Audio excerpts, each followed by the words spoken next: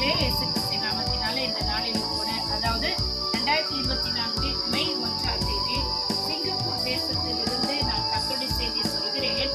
சங்கீதம் 119 9வது வசனம், வாலிபன் தன் வழியை எதனால சுத்தம் பண்ணுகிறார்? உம்முடைய வசனத்தின்படி தன்னை காத்துக் கொள்ளுகிறதுனால் தானே. என் முழு இதயத்தோடு உம்மை தேடுகிறேன், என்னை உமது கற்பனைகளை விட்டு வழி தப்ப விடாதையும். பிரியமான சகோதரிகளே, இந்த நாளிலும் இங்க சிங்கப்பூர் தேசத்துல இருக்கிற டாமன்ட்ரி ஒர்க்கர்ஸ், அதாவது நம்முடைய இந்திய தேசத்திலும் இன்னும் பல தேசங்களிலிருந்து வந்து இங்க தங்கி வேலை செய்கிற ஊழியர்கள், வேலை செய்கிற அநேக வாலிப சகோதரர்கள் இருக்கிறார்கள். அவர்கள் திருமணமானவர்களும் உண்டு.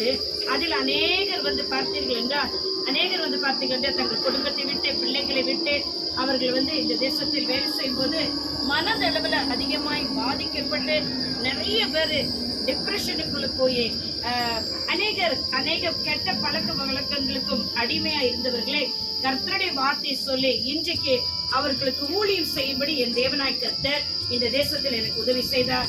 அப்படி அவர்களுக்கு கர்த்தருடைய வார்த்தை மட்டும் கொடுக்காமல் என்னை அழைத்து வந்த இந்த சபையில் உள்ளவர்கள், அவர்கள் சால்வேஷன் ஆர்மி என்ற அந்த சபையில் உள்ளவர்கள் பார்த்தீர்கள் என்றால் இந்த ஒர்க்கர்ஸ் எல்லாரையும் வெளியில கொண்டு வந்து அவர்களுடைய மைண்ட், அதாவது கொஞ்சம் அவர்களுக்கு வந்து ஒரு விடுதலை, ஒரு சந்தோஷத்திற்காக இந்த இடங்களெல்லாம் சுற்றி காட்டி இங்கேயும் இருந்து அவர்களுக்கு சுவிசேஷங்களை சொல்லி அவர்களை கர்த்தருக்குள் வழி நடத்த, வாலிபன் தன் வழியை எதனால் சுத்தம் பண்ணுவான்? கர்த்தருடைய வசனத்தினால் அல்லவோ. தேவனாகிய கர்த்தர் இந்த வார்த்தையின்படி இன்னைக்கு அநேக வாலிப சகோதரர்களுக்குள் ஊழியம் செய்ய என் தேவனாய் கர்த்தர் எனக்கு உதவி செய்தார். கர்த்தத்தாமே இதை கேட்கிற உங்களை ஆசீர்வதிப்பாராக. இந்த வாய்ப்பை எனக்கு கர்த்தர் கொடுத்ததற்காக நான் தேவனுக்கு நன்றி சொல்லுகிறேன். ஆமென், ஹல்லேலூயா. உங்களுடைய சகோதரி இவாஞ்சலிஸ்ட் ஷீலா ரசாரியோ. God bless you.